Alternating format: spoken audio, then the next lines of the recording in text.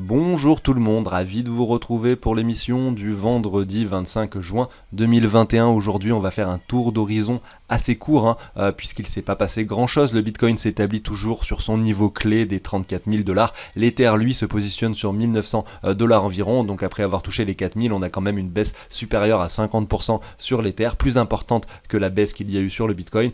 On peut visualiser ça également sur l'altcoin dominance. Donc aujourd'hui au programme, qu'est-ce qu'on va faire? On va aller voir le Bitcoin sur un time frame assez court, puisqu'il est en range depuis quand même pas mal de temps, et dans ce range on va voir ce qui est en train de se passer justement. Probablement pas énormément de choses depuis hier, mais malgré tout il est bien de regarder quotidiennement le Bitcoin. Et ensuite on va aller voir l'altcoin dominance et voir si justement les altcoins sont plutôt en train de perdre ou de gagner de la valeur. Et ben autant vous le dire tout de suite, on le voit directement sur la map, elles sont en train de perdre de la valeur par rapport au Bitcoin depuis plusieurs jours, depuis quelques semaines. On va aller voir ça, on va regarder ce que ça peut engendrer, jusqu'où est-ce que les altcoins peuvent chuter, est-ce qu'il y a une considération de reprise, est-ce que par la suite on peut avoir des altcoins qui surperforment à nouveau le Bitcoin. Mais avant tout ça, bien sûr, je vous passe la petite introduction. À tout de suite.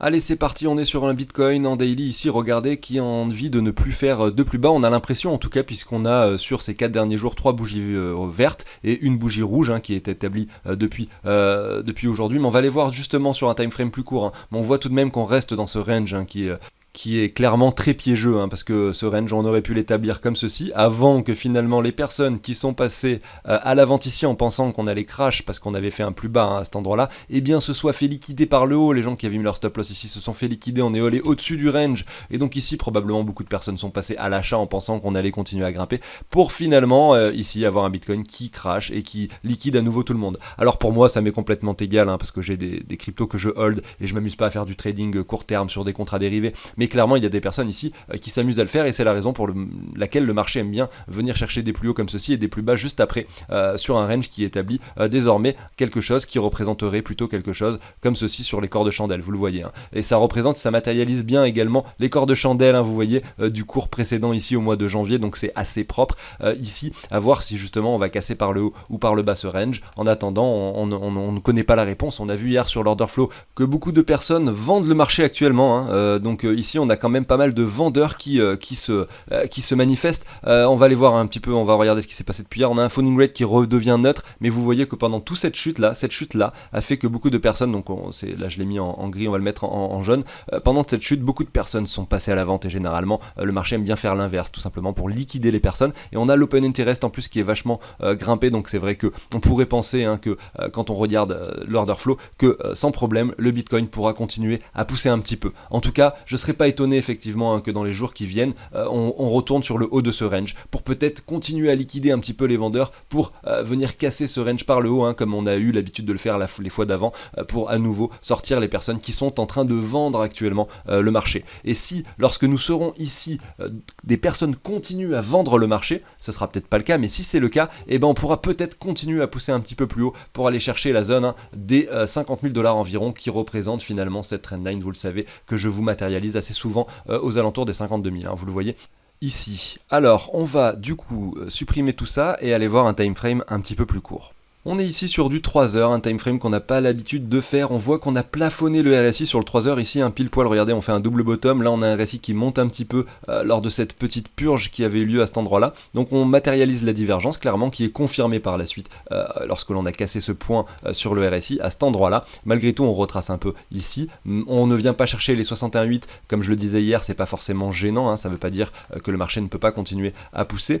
Sur ce time frame assez faible, on a vu que finalement on a établi un nouveau sommet ici, donc on est sur une mini tendance haussière ici en 3 heures, regardez, on fait un sommet, un plus bas moins bas, un sommet, un plus bas moins bas, malgré tout on voit que le RSI continue à faire des plus hauts, donc on pourrait finalement avoir des dernières poussées pour attendre de voir une divergence, notamment peut-être avec un RSI qui ne fait pas de plus haut et un cours qui fait un plus haut, avant d'imaginer enfin un retracement, donc qui pourrait intervenir par la suite. Regardez, après on pourra se mettre le Fibo, imaginer une zone de rechargement qui pourrait être atteinte, à voir justement ce qui se passera après si le marché souhaite liquider rapidement les vendeurs actuellement. On pourrait aussi également pousser assez rapidement et revenir sur les 40 000 de façon assez express durant le week-end, je ne serais pas forcément étonné. Voilà pour l'analyse du time frame 3 heures.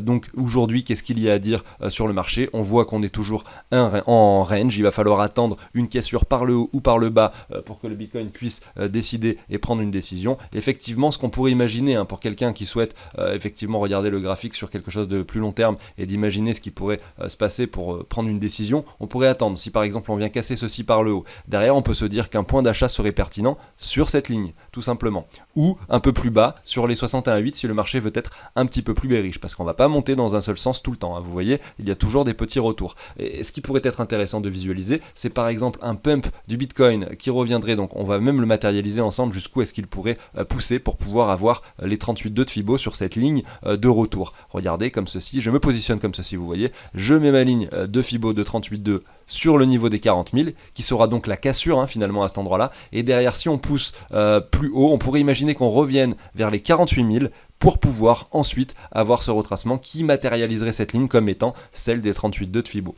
C'est intéressant de le faire dans ce sens-là, des fois pour imaginer un petit peu les niveaux qui peuvent être atteints, pour avoir un niveau pertinent de Fibo par la suite sur le retracement imaginé. Voilà pour le Bitcoin, je vous parle pas du graphique en weekly, en monthly et la tendance générale du marché qui reste bull selon moi pour les mois qui viennent, parce que je l'ai fait déjà sur plusieurs vidéos en vous montrant les indicateurs long terme et également les cycles de temporalité du Bitcoin. Là on parle plus de court terme aujourd'hui. On va aller voir du coup l'altcoin dominance. Donc pour cela, sur TradingView, il faut que vous marquiez Total 2, regardez je suis en train de le faire avec vous, divisé par BTC USD, tout simplement. Vous cliquez sur le premier et ensuite vous faites entrer et vous arrivez sur l'altcoin dominance. Je suis ici en daily, on va se mettre en weekly. Vous le savez, vous avez ces trendlines qui sont matérialisées ici. Je ne sais pas pourquoi elles ont disparu d'ailleurs. Vous voyez donc on a cette trendline qui je matérialise avec vous ici et que j'essaye de faire proprement. Et vous voyez ici en un clin d'œil que les altcoins ont énormément performé et qu'aujourd'hui elles retracent un petit peu. Est-ce que c'est grave? Ben pas forcément, sauf si vous avez commencé à investir dans les altcoins à cet endroit-là.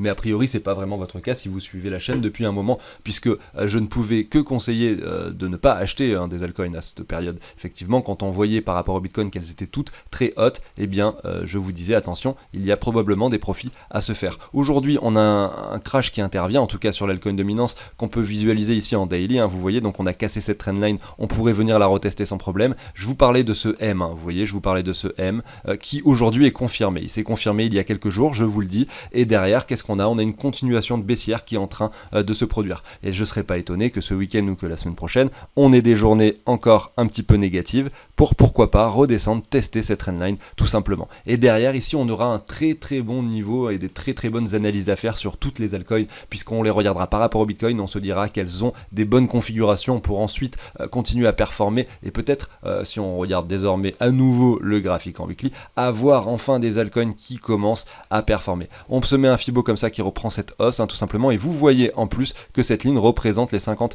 de Fibo. Après effectivement on n'est pas à l'abri qu'elle crache un petit peu plus profondément pour retourner au 0,6, mais on a tout de même cette ce gros support qui est donc cette trendline qui peut faire office et jouer son rôle pour faire rebondir le cours par la suite tout simplement, et on pourrait ne pas revenir dans cette zone de rechargement, c'est pas obligatoire à chaque fois. Et derrière, si on établit un nouveau sommet ici, on aura des altcoins qui surperforment le Bitcoin.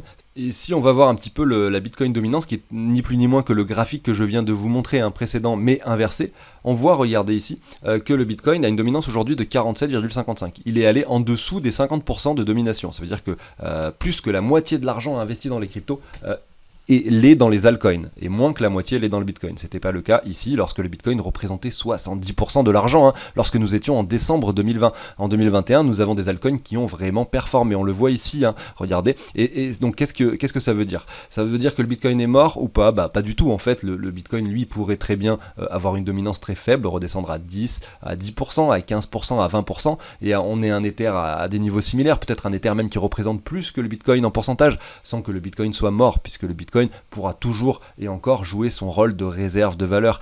C'est une blockchain qui est quand même très très sécurisée. Elle est certes peut-être moins performante au niveau des transactions et autres choses que d'autres réseaux. Par contre, elle a un niveau de sécurité très très important.